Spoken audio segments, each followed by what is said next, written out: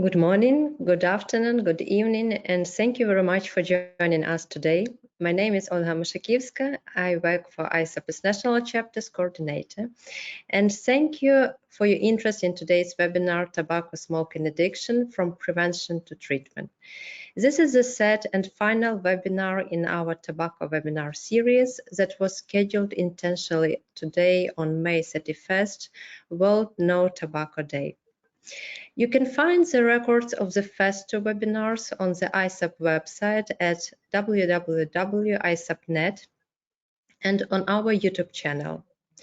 This webinar was organized in collaboration with the ISSUP Pakistan National Chapter, and I'm happy to announce that Saima Asghar, the Director of ISSUP Pakistan National Chapter, is one of our panelists. The International Society of Substance Use Professionals is the membership organization with then 18,000 members globally. ISSUP supports the building of the workforce all over the world through its national chapters and events. We invite all of you to become ISSUP members if you are not already, so you can become a part of our group. You can sign up for free on our website. Today, we will talk about prevention and treatment of tobacco addiction. Do successful evidence-based intervention help to reduce or delay initiation of smoking? Is it possible to quit smoking if the person has smoked for years? How would you know that you have a tobacco addiction? Our international well-known speakers will answer these questions and many others that you can send us in the chat during the presentation. You can find the chat in the GoToWebinar control panel. Now it is my honor to introduce our first panelist, Dr. Beatriz Carlini, PhD, Master of Public Health. Dr. Carlini is a research scientist at the University of Washington's Addictions, Drug and Alcohol Institute, and affiliate associate professor at the School of Public Health, Health Service Department. In 2019, she was named director of the Tobacco Studies program in the University of Washington School of Public Health, where she also teaches tobacco-related health disparities and social justice. Dr. Carlini, thank you for joining us today. We greatly appreciate your participation in today's webinar. I hand over to you. Thank you so much for the opportunity. It's an honor to be here sharing a little bit we know about the issue of quitting tobacco. So I'm going to bring the experience of United States. I'm originally from Brazil myself, but I thought, you know, living in the United States for 20 years, it was the invitation that I share what is done there in terms of recommendations. What are the best practices? Before I start, I just want to say I have no conflict of interest in this matter. And I also want to point out that every World No Tobacco Day each year, it's chosen a topic to talk about it. And in this one is exactly about quitting, specifically about quitting. And that's a little bit of what I'm going to bring up today. So I divided my presentation in 4 buckets or topics, and I'm going to start with a very quick background, and keeping in mind that I'm really centering on the United States experience, which might be applicable or not in other countries.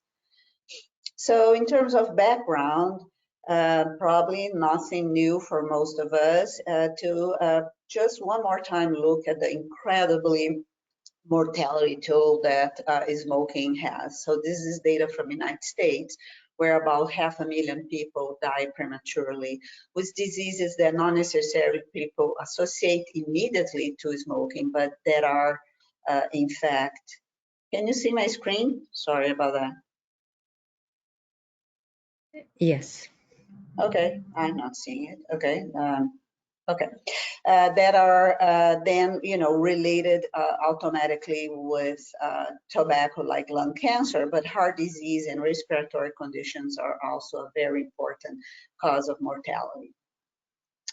For this reason, it's been since the 60s and particularly the 70s on, so more than half a century of research in the United States, very solid research evidence, and the publication of constantly renewing guidelines of what are the best practices in terms of treating tobacco use independence. The 2008 has been partially updated here and there, but it still holds true for most of the things. So I'm referring to it, and I can update as people have questions. So the first thing is to really consider that when we look at tobacco dependence, it's very clear from the research that is a chronic relapsing condition. People try over and over to quit and make several quit attempts until they successfully quit, or maybe never quit and end up being victim of the fatalities that are associated with tobacco use. And why treat? A lot of people try to just quit by themselves, but we know that effective treatments increase the chance of success of compared to quit alone tremendously, and is the best practice if you are a clinician. And I'm gonna then detail this, but the gold standard treatment, according to the research made in the United States, is that counseling plus medication is the best combination you can have to increase to your patient the chances of successfully quitting. Using both counseling medication together, and there is a dose-response relationship. More you do it, more counseling you do, more effective medications or doses you take according to your situation, more likely you are to quit. It's hard to quit, even with treatment, but more likely you are. Okay, so let's look a little bit about what are the FDA, Food and Drug Administration, approved drugs to treat tobacco dependence in the United States right now, and probably around the world this is true as well. So before showing the medication, I just want to, stand back a little bit and bring something that a lot of times we are questioned by clinicians. The addictive ingredient of tobacco is nicotine. People get addicted to smoking because of the nicotine that goes in your brain. It's extremely addictive. It's one of the most powerful addictive components. However, the deaths that I just showed, the 500,000 deaths per year, are not related to what people are addicted to nicotine. It's related to many other chemicals that are either in a tobacco originally or was added by the industries to make the tobacco and the nicotine even more addicted than already it is. So because of that, if you look at the FDA approved medicines for quitting, they are basically separating out what is the nicotine. So admitting that people will take a longer time to get rid of nicotine and need it to treat their tobacco dependence. So you are getting rid of the habit of use cigarettes and smoking. That is what ultimately is going to kill you. And while you slowly wear off your nicotine and handle your dependence. So nicotine is 5 out of 7 are of FDA approved medicines are nicotine based. And they go from patches, gum, lozenges, spray, and nicotine inhalers. There are a lot, and I can ask more on that. I can answer more questions if you have. The other 2 medicines are pill medicines, varenicline and bupropion. Varenicline, which is in the United States Chantix, it's the most effective, but is expensive and is not for everybody because of some side effects, but it just basically varenicline attaches to the same parts of the brain that nicotine does and reduces the urge to smoke. You start using varenicline before you quit smoking. And bupropion studies, randomized trials show that reduces the crave for tobacco, but honestly, to this day, it's not very clear what is the mechanism. It's also antidepressant, but is not related to being antidepressant because not all antidepressants reduce the craving for tobacco. So these are the medications currently available. More recently, in 2008, guidelines say that, but it's very emphasized now that combining medications is very important for people that are having extremely hard time to quitting. So you can use the nicotine patch that replaces your nicotine all the way long, but when you have a strong urge, you can maybe have a gum or lozenge. So these things are becoming more and more common to recommend, although sometimes in the original approval that wasn't the case. So it's really going thinking that even if you put a lot of nicotine in your body, you are still not having not even remotely the same risk as smoking. What about counseling? What kind of counseling you do for smoking? It's like, it's not really, you know, psychotherapy in the way we would maybe, you know, deal with family problems or something. It's very practical. And the evidence is you have to help people to do what is obvious, but is not obvious. You have to plan. So there are like 6 areas here, and I'm going to try to go quick to each of them. So first is don't just go and quit. Plan your quit. Plan a day, tell your family, your loved ones, clean your house of all the things that reminds you of cigarettes, your ashtrays, and just kind of smoke-proof your home. Just get rid of your cigarettes, and then decide the day that you're gonna do it. This is proven to be better than just quitting.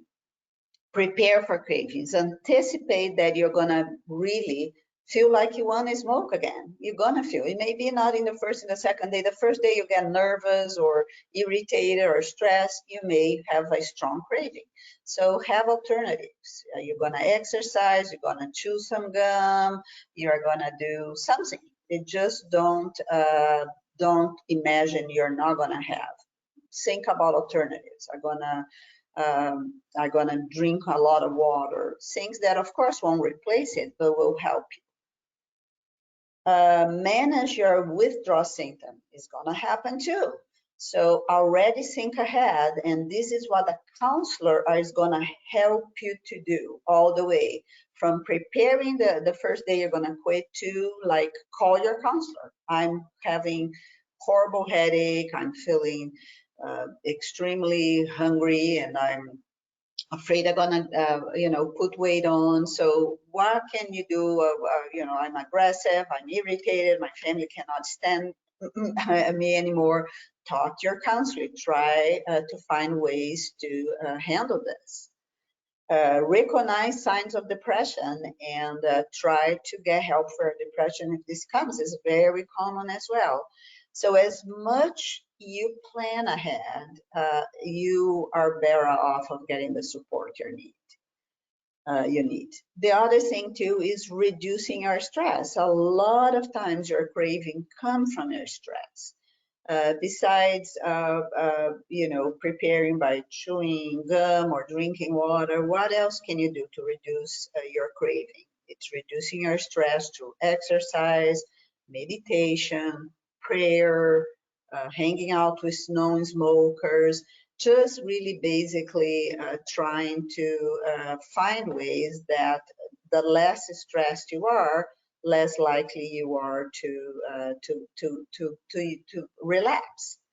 And the other thing is avoid second-hand smoke. Treat yourself as you are an ex-smoker, which you are soon to be, and imagine you talking to your patients, and go to places where other people are not using tobacco. The more you do that, the more you will not have the urge to smoke. You're not going to have the old signs that brings you back to smoking. So these are the evidence in terms of practical counseling that combined with medication gives, according to US guidelines, the best chances of people quitting. Are there new things around? Yeah, there are new things around. There are a lot of alternatives to do things in different ways, and some of them are successful, but this is still where the evidence is the strongest. To finalize, the other question people may have is, okay, that's wonderful. Where you get this counseling? Where do I find it? Where, you know, it's like, are people gonna go to the doctor twice a week to talk about their tobacco use? Usually doesn't happen that way. People don't, they tend not to go. They may go for their heroin addiction. They don't go for tobacco. So where do you offer this? Where people can get it? Gonna show a little bit what are the resources more common in the United States. So technology has been used a lot. So you can really try to get counseling to, there is a number in the United States, 1-800-QUIT NOW, and this is gonna route to the resources to your state, and you're gonna get some coaching or counseling through the phone and through the web through this. You can use chat, you can use text, you can use an app. So, and you also can go to your healthcare provider, and you are very likely to be eligible for a group if that's what you prefer. The idea behind it is offer as many channels as possible, so you have a very low threshold for people to engage in treatment and support. In this phone calls, the 1-800-QUIT-NOW, a lot of times you get a free nicotine replacement therapy, depending on your situation. It's sent to your own home, and the counselor is going to work with you with side effects as well. So this is where a situation is there, at least that's what is desirable. I'm not saying this works that way everywhere, in every state, all the time, but these are the guidelines that are currently in place. I'm not very familiar with the resources in the very diverse countries we have in this webinar, but in looking at what WHO offers, for instance, we can see that, and this is supported in different languages, that prepare for today, the World No Tobacco Day.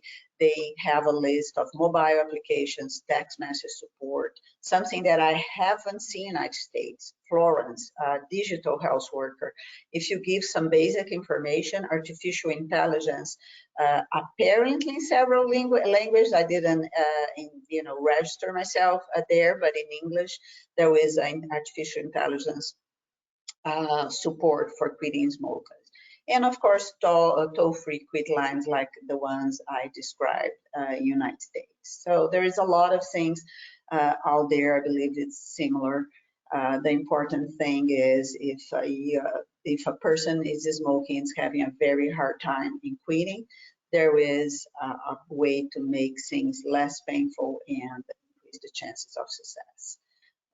The story is there is no reason to ever give up on quitting smoking is the most, the #1 preventable cause of death in the United States. I know is not everywhere in the world, but probably in many places as well.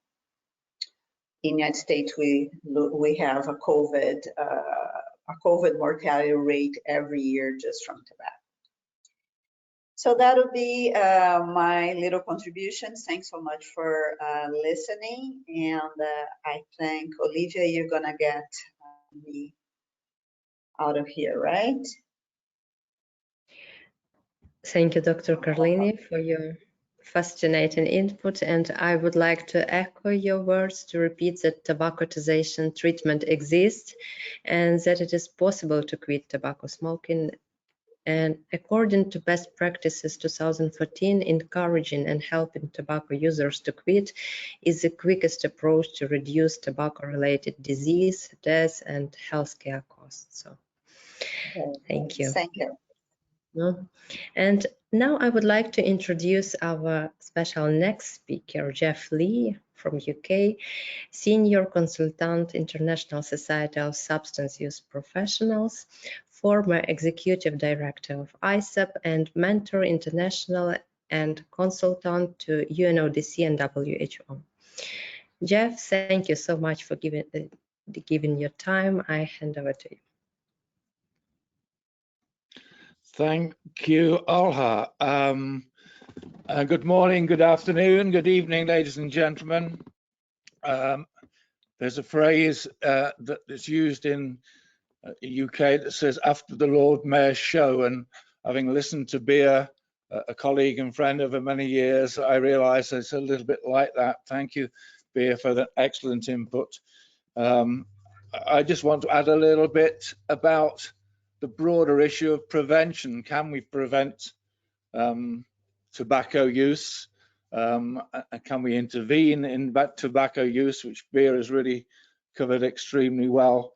But just to raise some general principles about the issue of prevention and smoking.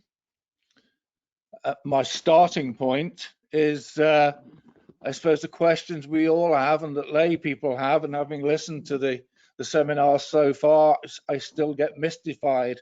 Why do people start, given all the evidence, the information, the knowledge, the risks, yet I still go to a hospital and see doctors and nurses that when they're outside in their own time still smoke, and I'm still confused.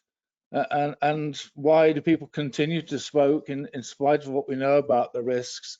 And I know we'd end up talking about addiction and how people are the problem that nicotine causes. So I think we then have to say, well, is there a way in which we can prevent the startup of people smoking? And can we be effective in that? And can we intervene, as I say, in the many very helpful inputs that Bea has made to address that issue? And if we are going to prevent, what are the things that we need to consider? Obviously, the thing about prevention is that it's a message of don't do it, stop doing it, don't start doing it. It's a very negative message in prevention. But I think I would like to consider prevention has two sides to its coin, not only about trying to get people to not do things. Perhaps we have to say there's a positive side of the prevention coin, that perhaps we need to see prevention not as stopping, but about promoting health and well-being, about how can we give a positive message that's concerned with health and healthy behavior.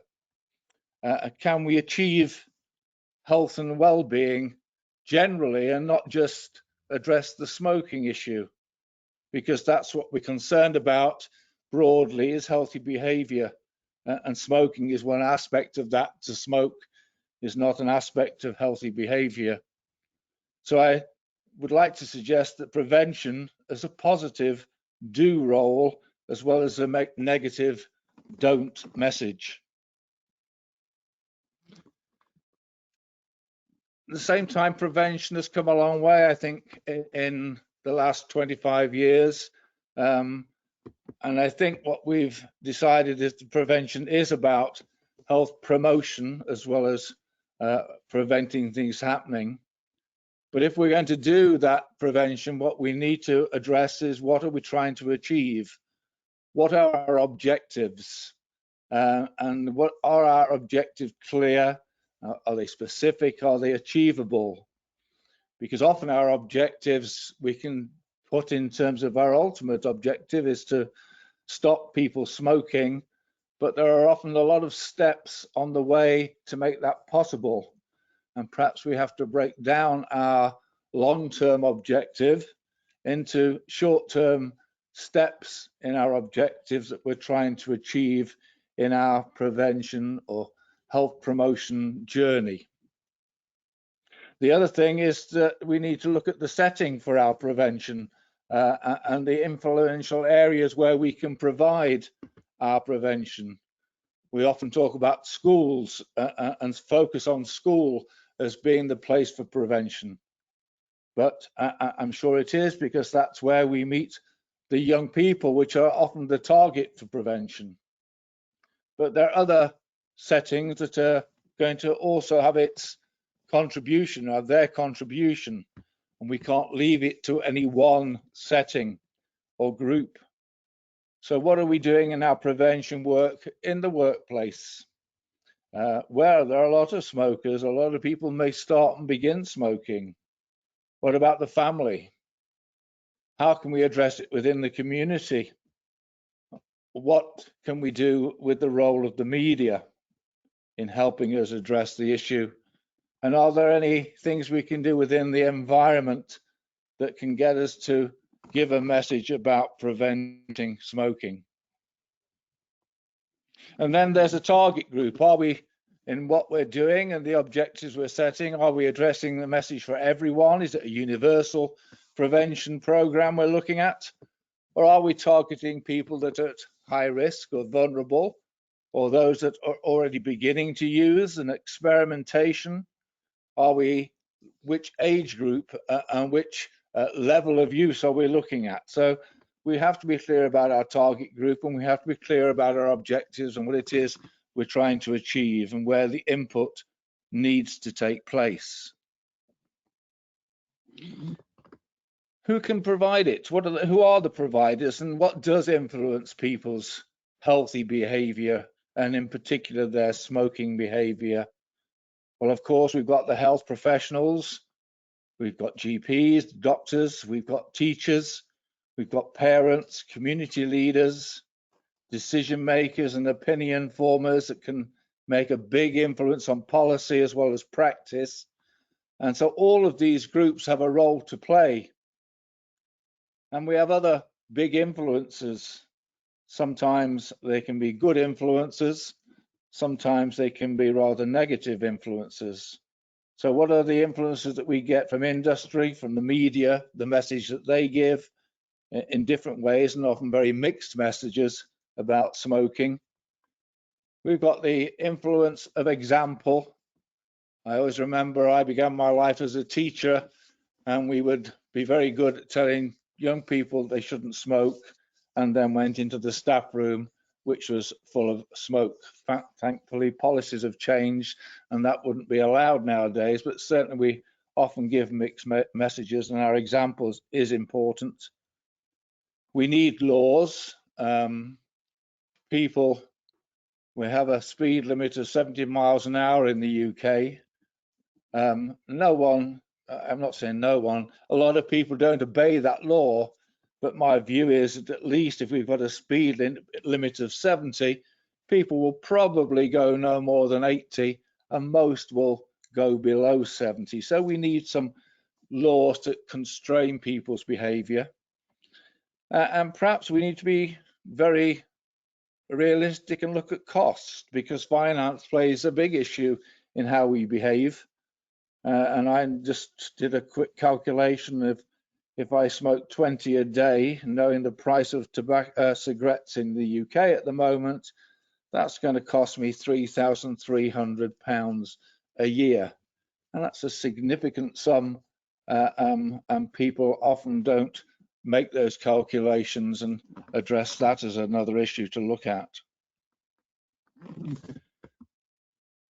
Another element of our work in prevention has to be connected to the question, but does it work? There have been a lot of people that says prevention doesn't work, but I think the evidence as we've built now, the prevention, the science, where a lot of research has gone on into how prevention should be done and what can be effective, and examples of effectiveness have been conducted.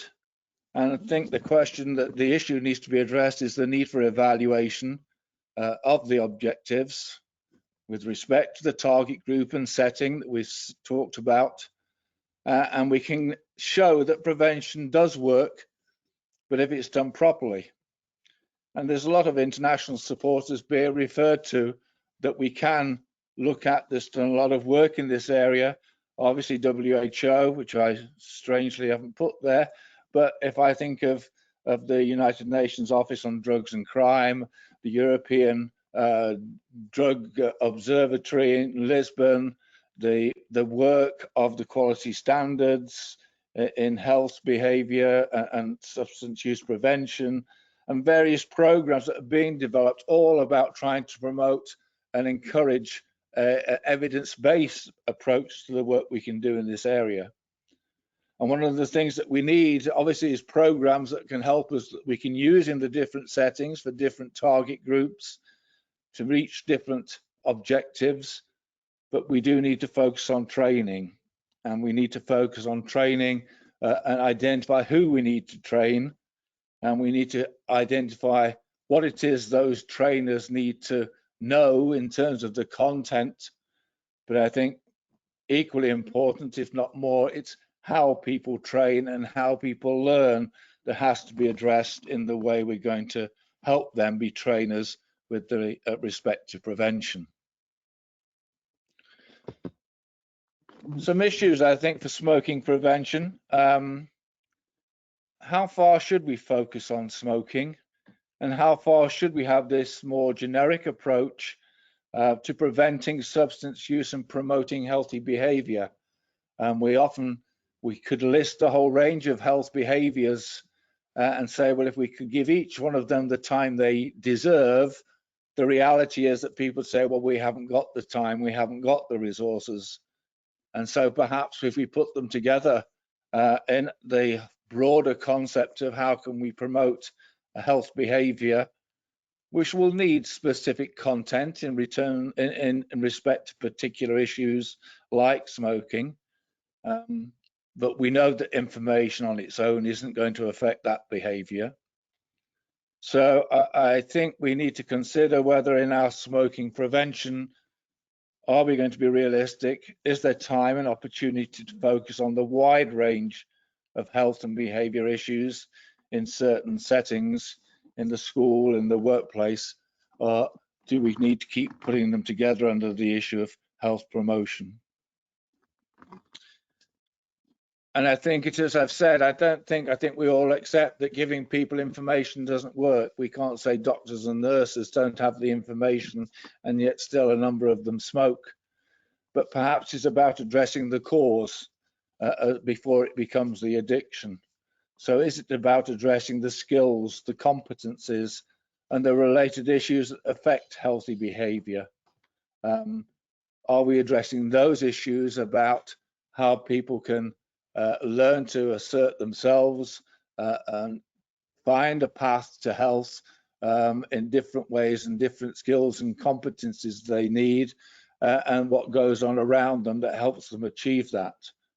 So it needs relevant content, and we need to then look at how we can communicate this effectively to different groups to meet the different needs of the people that we're addressing. I just want to end by saying prevention can and does work, and this set of slides, it will be sent to you because there's a lot of words here, but it just gives some examples of what we have produced. One example here has been Unplugged, a program that was produced in Europe to address smoking and other health behaviors, and showed significant impact on young people and their uptake of smoking and even preventing uptake of smoking.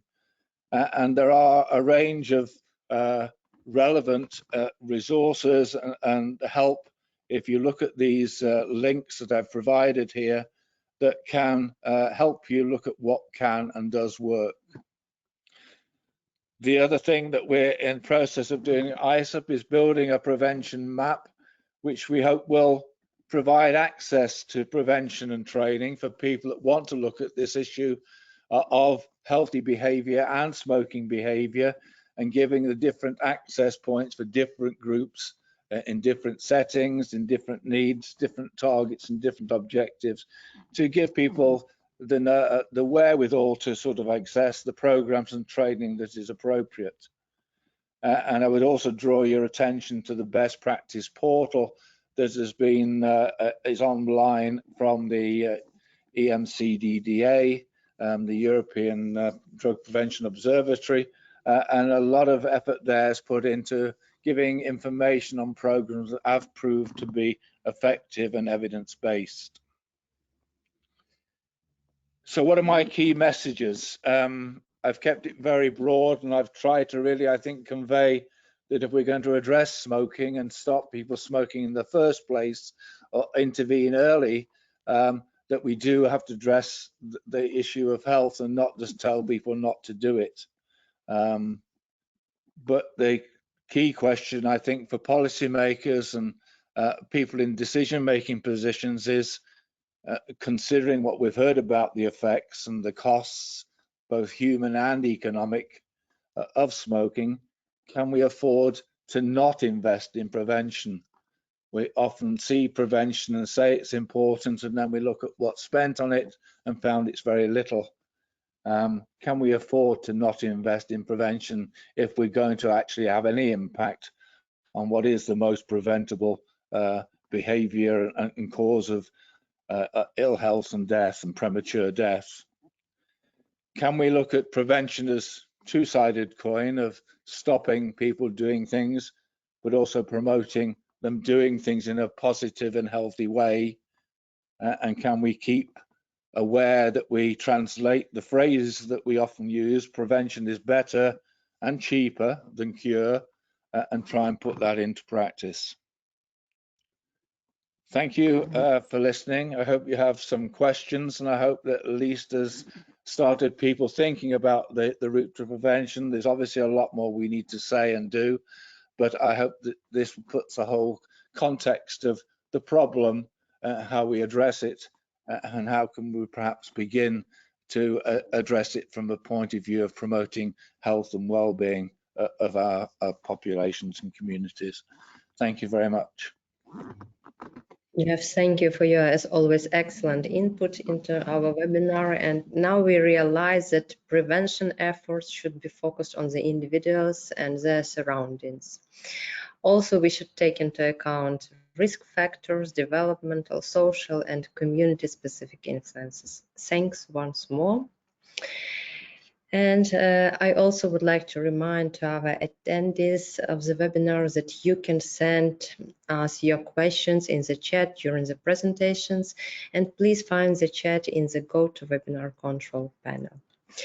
And now we are moving on to our next speaker and continue to talk about tobacco smoking prevention. And I would like to introduce Natalia Zakhartzi from ISSUP Greece. Natalia graduated from the University of Lincolnshire and Humberside Hull campus and received her Bachelor of Science degree in social work. Since 2008, she is the Scientific Director of the Centers for the Prevention of Addictions and the Promotion of Psychosocial Health Series. It's in the municipality of Thessaloniki. In 2001, she received her Master of Science degree in Criminal Law and Addictions from the Aristotle University of Thessaloniki. Natalia is a member of the board for ISSUP Greece. Dr. Zakhartzi, we very much appreciate your participation today, and over to you. Thank you, Olha. I'm not a doctor, though. I wish. Thank you so much for this, and hello from me as well. We're going to carry on the prevention part. I'm going to present to you the handbook, the prevention handbook for children aged 9 to 12 years old, with the title Smoking Not For Us. It's a prevention program that was created by 6 prevention centers here in Greece, 4 in Thessaloniki, 1 in Xanthi, and 1 in Rhodope, which are prefectures of Greece. The Greek Ratox focal point of the EMCDDA, the UMHRI, the Organization Against Drugs, Theogenia Cancer Hospital here in Thessaloniki, in the health prefecture of Central Macedonia. This program is a holistic program, as it is not limited to an intervention aimed only to students, but it involves all school members and staff and parents also. The school is creating a smoke-free policy, and it involves parents that through 2 informative meetings, they complete activities at home very similar to the ones that their children are now doing at school. And also it has been evaluated in order to ensure the high quality and efficiency. The program includes 13 meetings over 2-hour meetings for the students. It's the 2 hours, consecutive hours during school, the school program with the break in between. It is addressed to 4th, 5th, and 6th-year-old students of primary school. The teachers get training, a 15-hour training from the prevention workers in the prevention centers here in Greece, and 18-hour supervision while they're implementing the program. The parents get 2 informative meetings done by the teachers in collaboration with the prevention workers, and 6 home activities, as we said. And also there was an evaluation of the program, questionnaires for students that were in the implementation, and control groups also to teachers and parents. The reason we did this handbook was because of the research findings, basically.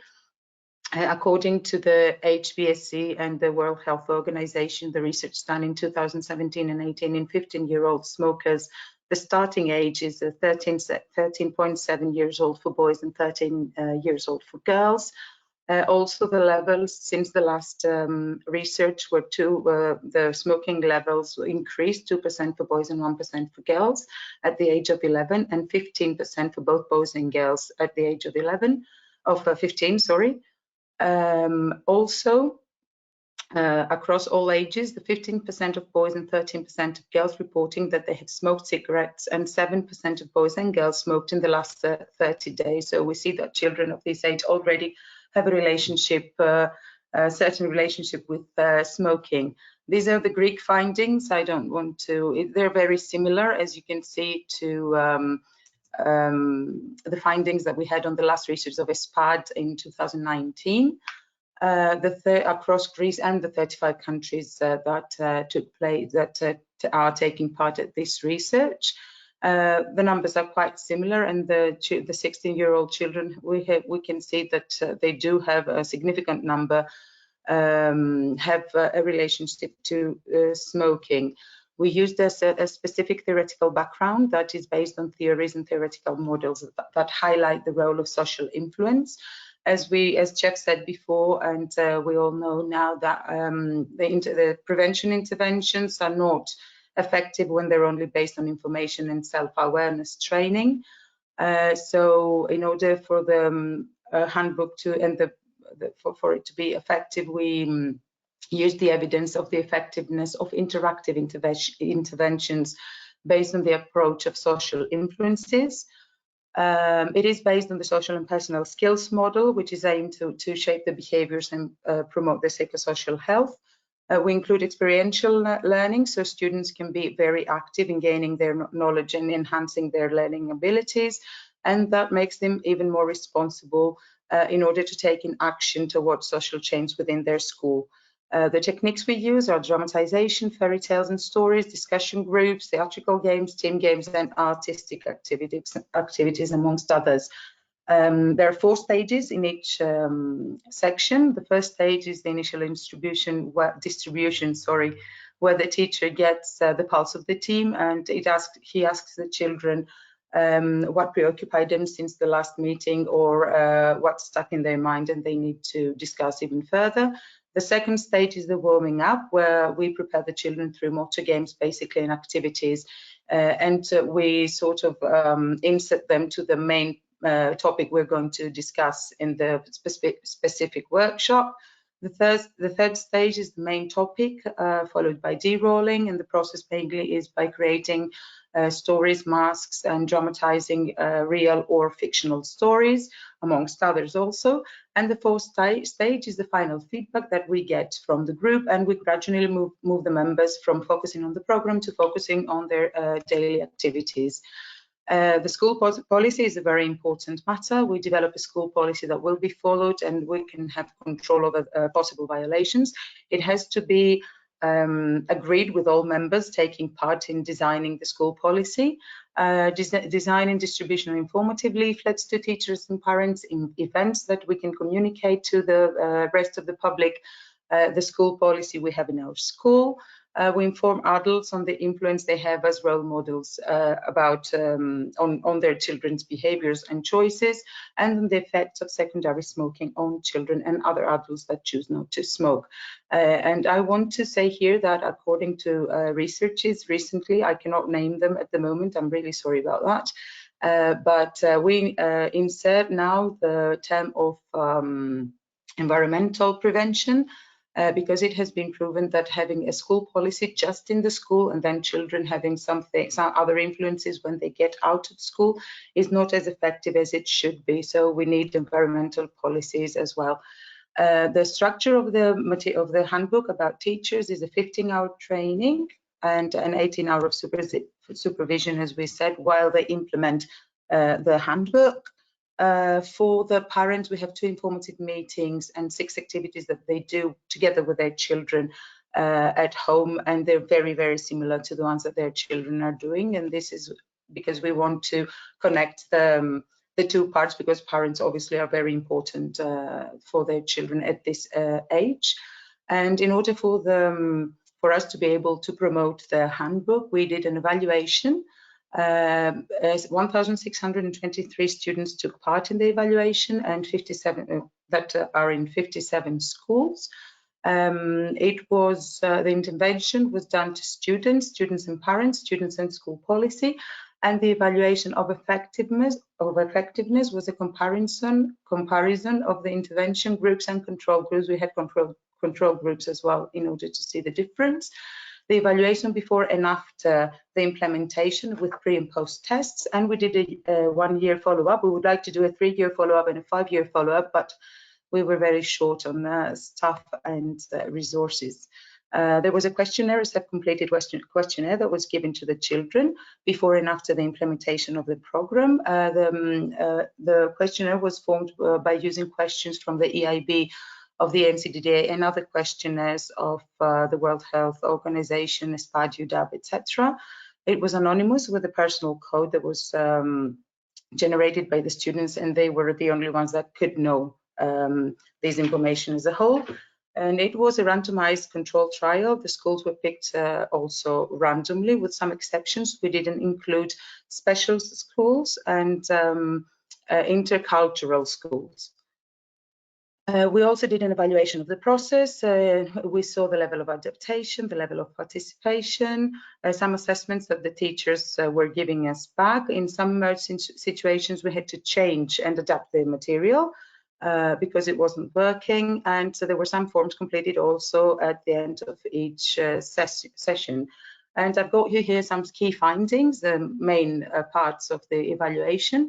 Just to begin, I would like to say that there were no significant differences between children on terms of demographic skills and knowledge and perceptions about smoking. There was an important enhancement of decision-making skills, of the peer pressure resistance skills, and children have found themselves to be more able to advocate for their own choices to stay away from smoking. There was also an important change on beliefs about occasional smoking and the dangers of occasional smoking and secondary smoking. There was an important change on the intentions and a significant strengthening of the motives that children have in order to choose a smoke-free life. And the best, well, for me at least, the best result was that even children that were already smoking, there was a significant decrease in their smoking in comparison with the control group, where children in the control groups that were smoking smoked a lot more. That's it from me. I hope I didn't take much time.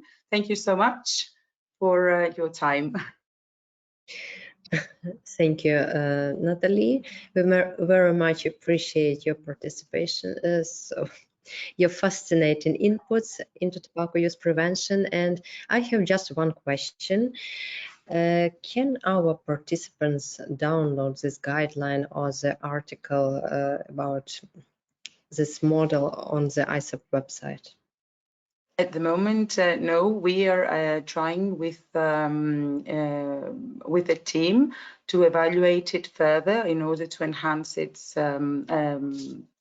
effectiveness. We are looking to do that because we want to put the handbook in the instrument bank, the European Instrument Bank. As soon as it is ready, we will be able to give it to you. But it is already available in English. We did translate it. Thank you. Thank you very much. So now I move on to the presentation from Indonesia. And I would like to introduce Dr. Tribowo Ginting.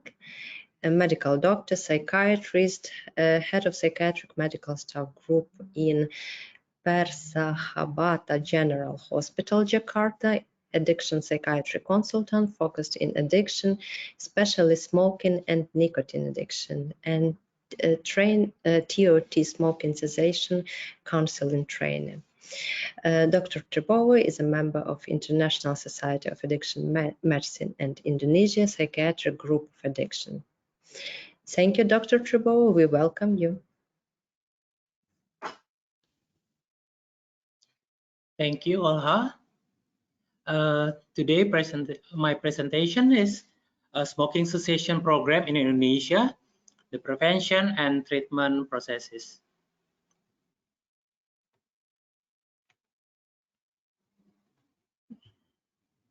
Okay, this is my disclosure, nothing to disclose from this presentation.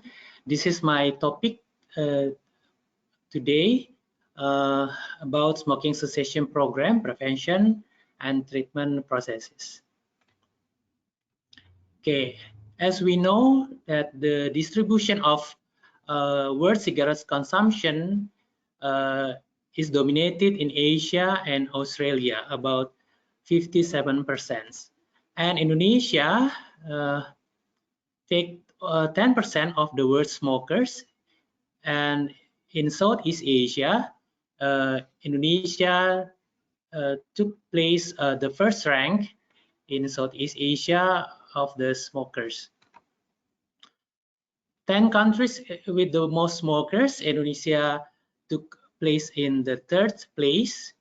And from the national smoker prevalence in 2013, there are 90 million people in Indonesia are smokers, about 36.3%, and the highest prevalence at age 25 till 64 years, about 38%, and 66% are male and 6.7% are female. How about the teenager smokers? In 2009 is 20.3%, 41% are male and 3.5% are female. In Indonesia, 70% smokers started to smoke at age 19 and 12.77% smokers started to smoke at elementary school, and around 12.3 cigarettes per day in 2013 in Indonesia.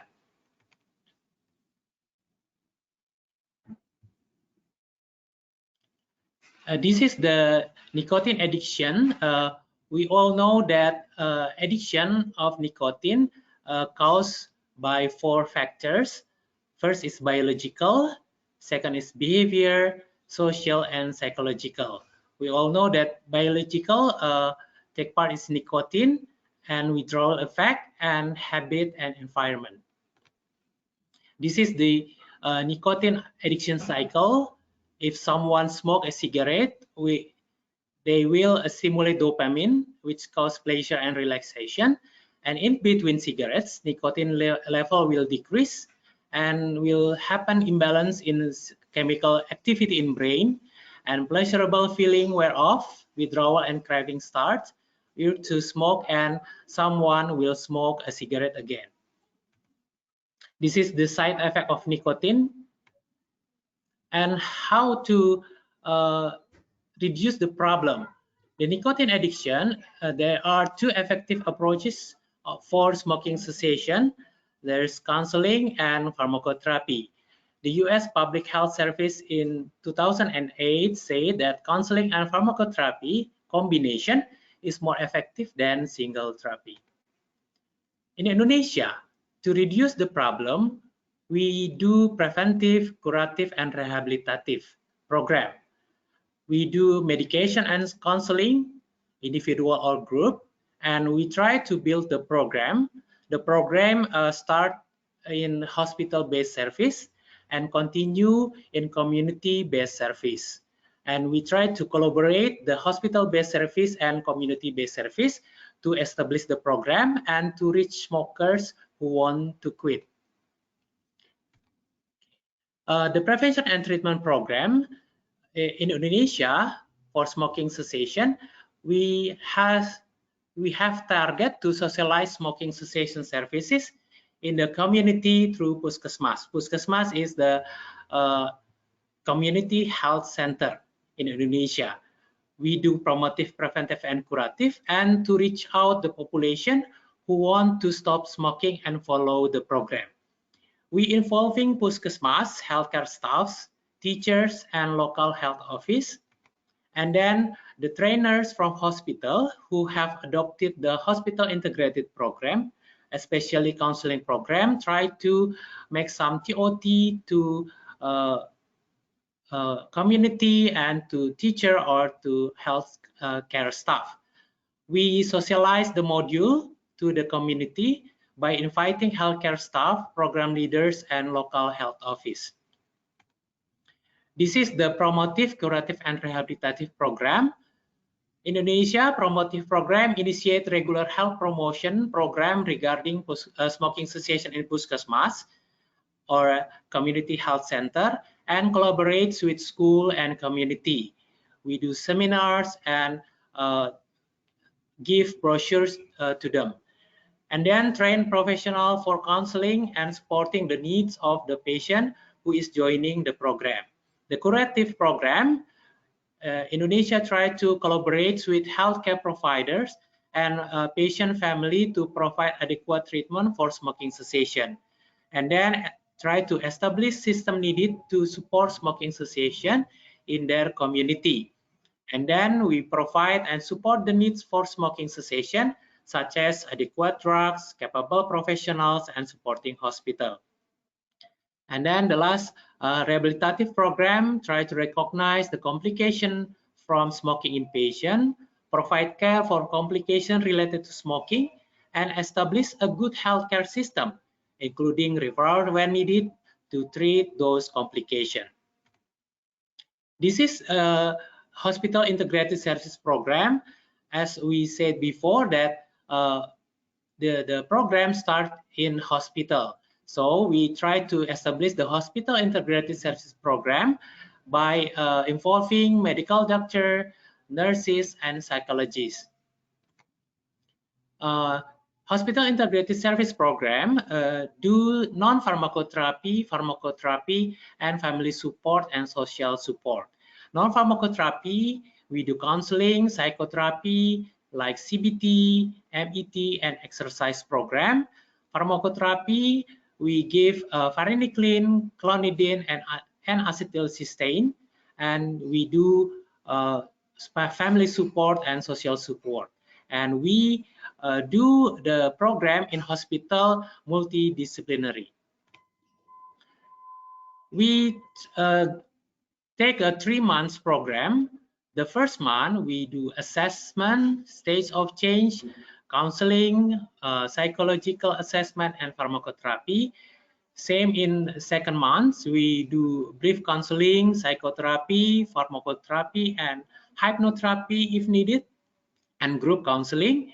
And the third month, we do brief counseling, psychotherapy, pharmacotherapy, hypnotherapy if needed, and group counseling.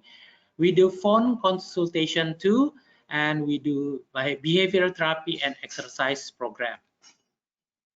So the hospital service programs duration 3 months, and we need active participation from patient and their family. We do initial assessment, individual counseling, group counseling, and pharmacotherapy, and the counseling conducted every 2 weeks, and group and family counseling conducted every month. This is the integrated services in community. We give a smoking cessation module training from head office to local health office, and then we do TOT training on trainers smoking cessation counseling for healthcare staff, program leaders, and teachers in community. And we do health promotion program to community. And then we integrate the service between clinics from cardiology clinic to smoking cessation clinic. And we do integrate services from teacher or school to Puskesmas or community healthcare services, and from Puskesmas to hospital by referral system. This is the integrated service. We do smoking cessation clinic in hospital, and we build the module, we build the program, and we try to establish the smoking cessation program in hospital first. And we do internal program by inviting a person or teacher or healthcare staff to hospital, so they can learn about smoking cessation program and smoking cessation procedure in hospital.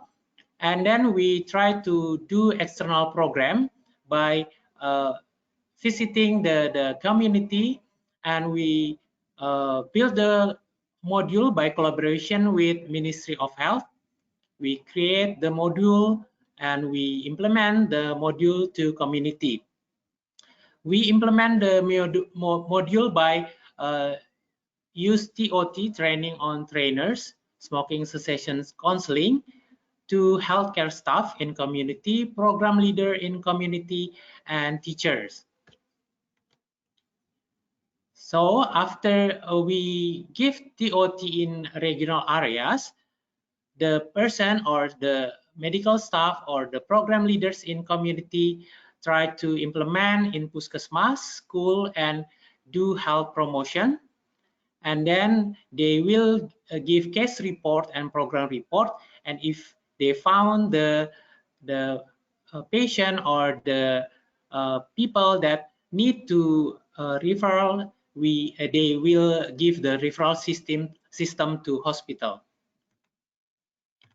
So after this presentation, the number of smokers in Indonesia increases every year, so it requires effort to reduce it. There are two approaches that can be done for smoking cessation in Indonesia: video counseling and pharmacology. Integrated service can be done in hospital, Puskesmas, or community healthcare services, and school with different methods to reduce this issue. Smoking cessation program can be done from primary healthcare to reach out to the individual needs it. It is expected that health officers can fully understand and apply the principle of smoking cessation counseling to decrease the number of cigarette consumption in community. Smoking cessation integrated services from hospital to Puskesmas or community and teachers and vice versa cannot stand alone, since they are interrelated to one another. Thank you. This is the end of my presentation. Thank you very much. Thank you. Thank you so much for your input and for giving your time, Dr. Sribal. And moving on, it is my honor to introduce our last speaker. It's Ms. Saima Asghar, social worker, director of ISSUP Pakistan National Chapter, executive director of New Life Rehab Center, Sialkot, Pakistan, for substance use disorder prevention, treatment, and rehabilitation. She conducted several awareness-raising sessions on health and led many substance use disorder prevention and treatment campaigns in educational institutes and communities. Thank you, Ms. Saima, for being with us. Over to you. Thank you. Good morning, good evening, and good afternoon, everyone. And thank you, Ms. Ola, for having me. It's also it's all my pleasure to be a part of this panel, and as well as to be a part of this important webinar. And thank you. And today my topic is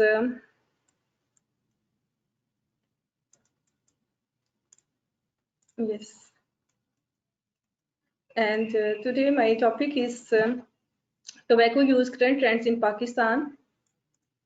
And if I talk about the disclosure, no conflict of interests are. And here, my first slide is we are going to start with why address tobacco use. Pakistan is one of the largest tobacco country in the world. Currently in Pakistan, tobacco use in many forms like smoked tobacco and non-smoked tobacco forms. if we talk about the smoked tobacco forms, is basically included cigarettes, cigars, beers, and cattus as well. And if we talk about the non-smoked tobacco products, it's including like gutka, pan, and naswa as well. And for our audience, I would like to share a brief about the non-smoked tobaccos. First, I will talk about the gutka. Gutka is basically gutka is also called a battle quid. Is a chewing tobacco preparation, and also used in Pakistan, India, and other Asian countries, including North America as well. While the most youngsters get easily addicted to it, women are also in the habit of chewing tobacco or even inhaling this snuff, which is even more harmful. And these harmful effects of gutka can also be cause of loss of appetite, unusual sleep pattern, and loss of concentration as well. And the second form is non-smoked tobacco form is naswar. Naswar is also called a nas or naswe, which is a moist powder tobacco snuff consumed mostly in Afghanistan, Pakistan, Iran, Kazakhstan, Russia, Tajikistan, Turkmenistan, and Uzbekistan as well. And it is smokeless tobacco, usually containing powder tobacco, and it is used by sniff nasally or dipping, like pinching, like placing a pinch under the tongue or cheek where it is stored. And the third form of non-smoked tobacco form is pan. Pan is preparation of combining betel leaves with areca nuts, widely consumed throughout South Asia, Southeast Asia, and East Asia. It is chewed for its stimulant effects. Actually, after chewing, it is either spat or swallowed as well. The World Health Organization WHO considers that areca nuts carcinogenic, and many studies show that have linked it to cancers of the mouth, esophagus, and increase the risk of cardiovascular diseases as well. And if we see, the prevalence of smokeless chewable tobacco in Pakistan is over 10%. And here we are going to share some smoking trends of shisha. Shisha water pipe is basically the same thing, and it's a old form of hookah in Pakistan. Hookah is basically a single or multi-stemmed instrument for heating or vaporizing and then smoking either tobacco. Flavored tobacco are sometimes cannabis, hash, and in the past opium. The smoke is passed through a water basin, often glass-based, before inhalation. So, like cigarette, it contains nicotine tar, carbon monoxide, and heavy metals such as arsenic. As cigarette smokers, such as heart and circulatory diseases, cancer, respiratory diseases, and problems during pregnancy. So it is also reported that prevalence of shisha in Pakistan to be 33%, which is a major public health issue in Pakistan due to tobacco use, and estimated 15 million people of age 15 plus consume tobacco every day. In Pakistan, more than 160,000 are killed by tobacco-caused diseases every year. Nearly 1 in every 5 adults, which is 19.1% in Pakistan, consumes some form of tobacco, and in every 10 is a cigarette smoker. And if we talk about its percentage, is 10.5%. Tobacco use in Pakistan. Let's move to the next slide. That is a survey on tobacco use in Pakistan were not numerous, and many of them covered limited areas of population groups. The National Health Survey on Pakistan, conducted in 1990s to 1994, categorized tobacco use as being common in Pakistan. 54% of men and 20% of women using tobacco in one form or another. Later on, the National Action Plan and for non-communicable diseases prevention, control, and health promotion in Pakistan. In the first round of surveillance measured the prevalence of smoking to be 33% in men and 4.7% in women. And if we talk about its prevalence, the prevalence reached 41.1% in men and 6.9% in women, with other forms of tobacco use included. Here I'm going to share some survey of global adult tobacco survey, which is took place in Pakistan in 2014. It revealed that 19.1% of adults were currently using tobacco products, 12.4% smoked tobacco, and 7.7% use smokeless tobaccos. 31.8% were tobacco users, and 22.2% were current tobacco smokers.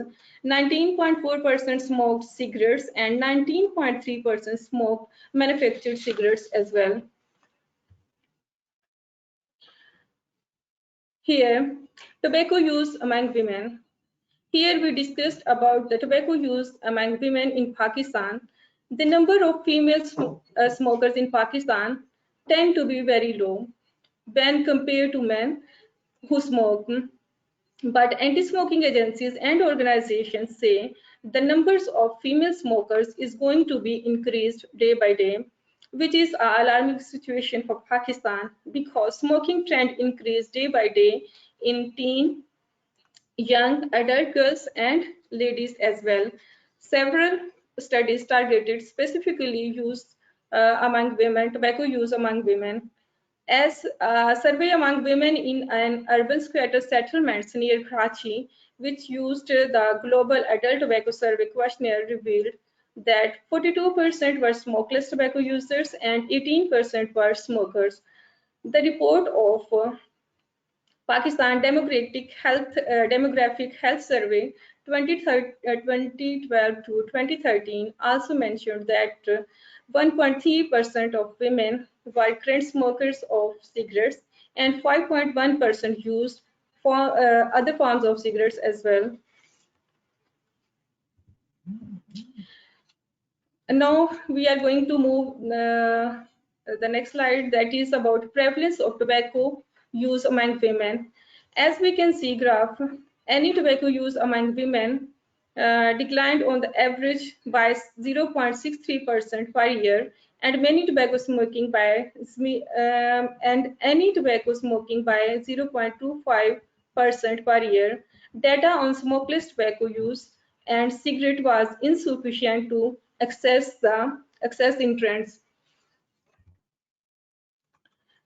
Estimated trends in Pakistan. Limited survey data suggests that overall smoking prevalence has been flat in Pakistan since the mid 1990s, while cigarette consumption has been rising. According to the international estimates, smoking prevalence in Pakistan decreased from about 36% for men and 6.5% for women. In 1980s to 1996, and 6.5% for women in 1990s and 1980s to 1996, 28% among men, 28% among men, and 5.4% among women in 2012.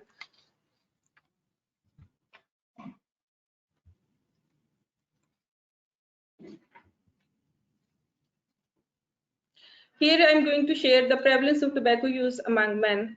This slide shows the prevalence of tobacco use among men. The prevalence of any tobacco use shows on average decline of 0.96% per year, and the prevalence of smoked tobacco use declined by 0.43% per year. Most likely, the revealed downwards trends reflected the decrease in the traditional forms of tobacco use, but no data allow estimating the trends in the manufactured cigarettes use as well. Here I'm going to share once again that why address tobacco use. Basically, health professionals believe that economic cost of smoking in Pakistan amounts to about rupees 14,03,208 million. 8 billion. This includes direct costs related to healthcare expenditures and direct costs related to loss of productivity due to early mortality and comorbidity. And according to the report, Pakistan can do more to make the proven tobacco control tools and work for its citizens' well-being as well. Here we can see the related percentages of active smokers in different studies that according to these studies estimates 9% adolescents, including male and females, were active smokers, and 33% general population is shisha smokers, and 36% male and 9% female were active smokers. And with reference to different occupation, 32.7% medical students, 37% doctors, and 35% paramedics are active smokers in Pakistan. Current trends in Pakistan. We just started a new slide about current trends and measures about tobacco control. Since the ratification of World Health Organization Framework Convention on Tobacco Control in 2004, Pakistan has taken various measures of tobacco control. A tobacco control cell was also established in Ministry of Health. Later, it was later on in 2007 was placed under the Ministry of Health Services, Regulations and Coordinations to reduce the prevalence of tobacco use in Pakistan. The Tobacco Control Cell facilitates Framework Convention on Tobacco Control implementation through various administrative, legislative, and coordination measures, which includes tobacco and tobacco product taxation, ban on tobacco product promotion and advertisement in print and electronic media, ban on smoking in workplaces and public service vehicles as well. It is also ban on cigarette sale to minors, and through anti-tobacco information campaigns, we can also prevent from smoking. And here I would also like to share the great initiative by the government of Pakistan that nowadays government and law enforcement agencies ban use of tobacco in public places, near school places, especially in school canteen owners is not authorized to keep the cigarette in his canteen, and it is illegal act as well. Cigarette production in Pakistan by quarters billion cigarettes. Now we have to. Now I'm going to show that two demographic slides actually about the cigarette production in Pakistan by quarter and yearly basis. If we see this slide that cigarette rate production in Pakistan by quarter billion cigarettes is since 2013 there was a significant decline in cigarette production. It was 19.1 billion cigarettes in first quarter of 2015. And the next slide is show the cigarette production of in Pakistan by during the years. This slide also show the production that here we can see the graph. Cigarette production was very high in 2008 to 2009 in Pakistan, which was 76%, and of course the consumption of also must be high there. Prevention of smoking. I also added few slides of prevention of smoking, but after listening the comprehensive presentations of our colleagues and fellows, especially Mr. Jeff and others, so I'm going to skip these slides and like to end my presentation to say prevention is better than cure. And thank you all. That's all from my side.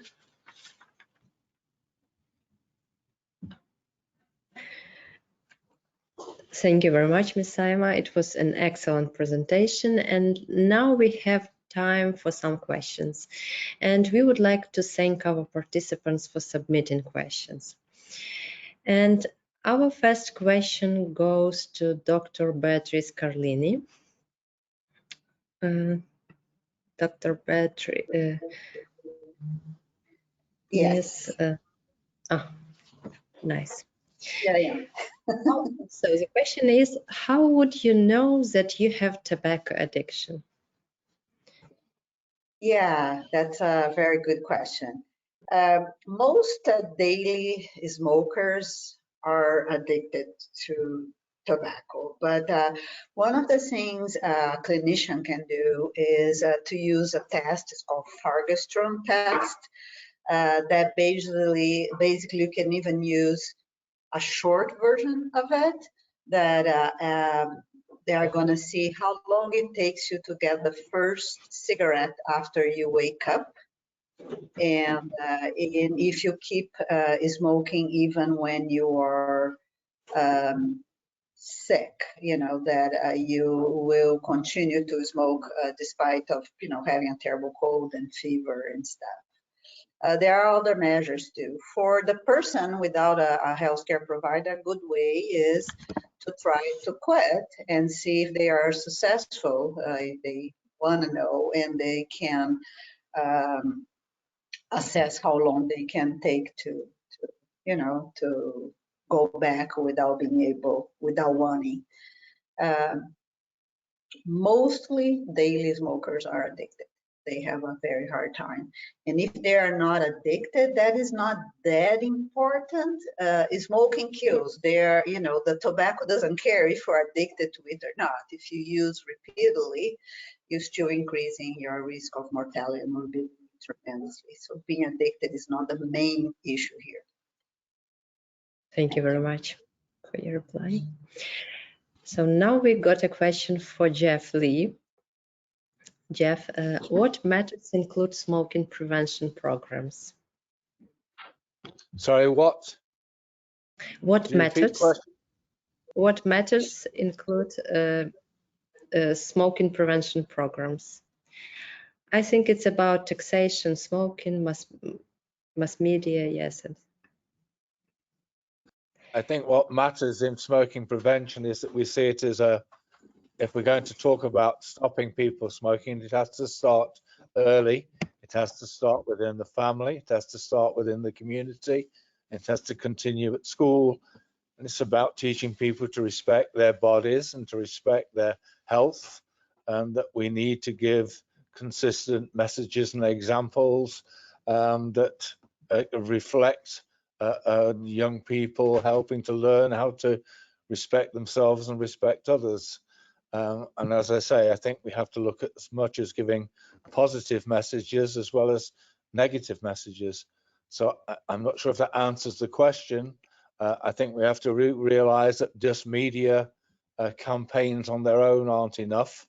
It is about a joined up approach that involves all aspects of community and schools and families working together, and then we don't confuse messages. But as I say, it's a long-term career process that has to start early. Thank you, Jeff. So this is a question for Natalie. From what age it is important to carry out preventive interventions in children? Hello. Well, as Jeff said, prevention starts with a very early age. We can start within the family since our children are born, basically.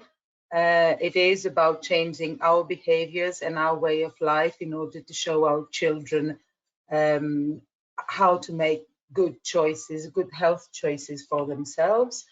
And at school, it starts, well, in Greece here, we start from the kindergarten, we start with emotions, how we manage emotions, how we express our emotions, which is a very important aspect because, we talk about emotions, but it's really difficult to distinguish some of them, like anger or rage or very difficult emotions. So we start from very early age.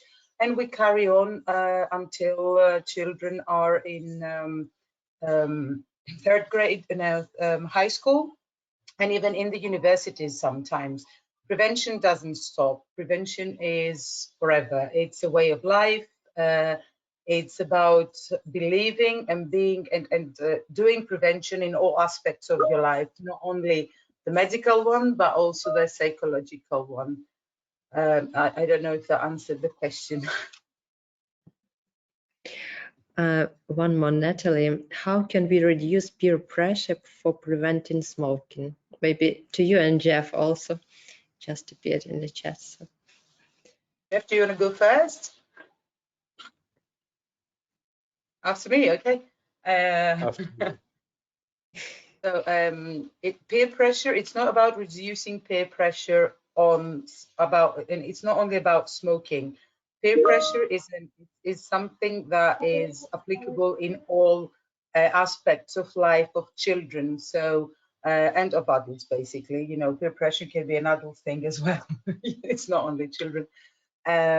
So there are skills that we it's self-efficacy.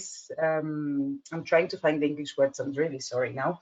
Self-efficacy, self-esteem,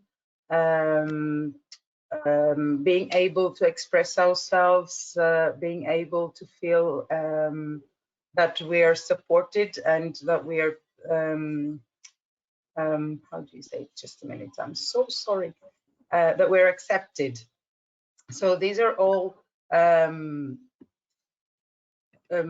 skills that we need to give our children. It starts within the family. When a child feels respected and accepted within the home, and his parents are listening to the opinion and they're respecting his opinion, then this child most likely will be able to express the opinion and stand by his or her opinion in the school life also.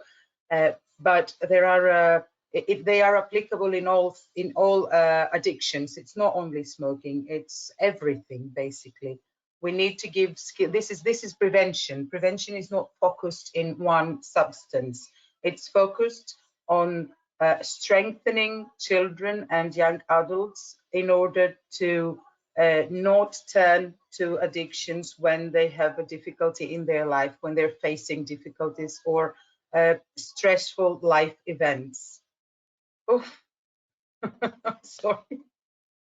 Excellent, Natalie. I would go along with what you said. Could I just two things.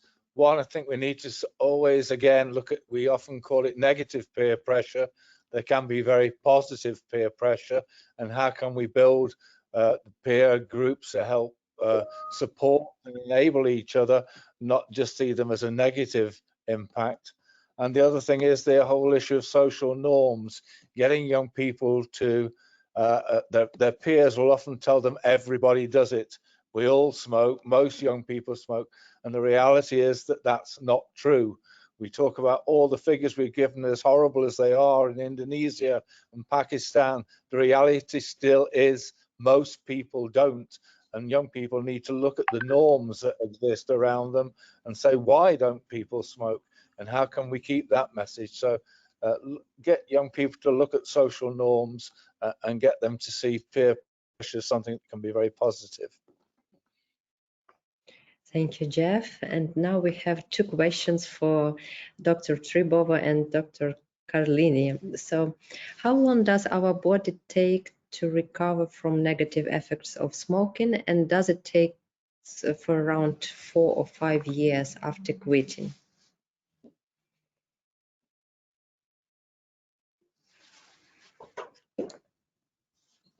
Negative effect caused by smoking. Actually, if we talk about withdrawal effect, the withdrawal effect of nicotine will be last in about 1 month, and the last things that still happen in somebody that try to stop smoking is a cognitive function and the appetite problem. But the negative effect, it will be last maybe, as Oha said, that 4 or 5 years maybe, because of the not only the nicotine but the other chemical in our body or in brain that happen, then still cause the negative effect in our body. That is my answer. Maybe Dr. Carlini?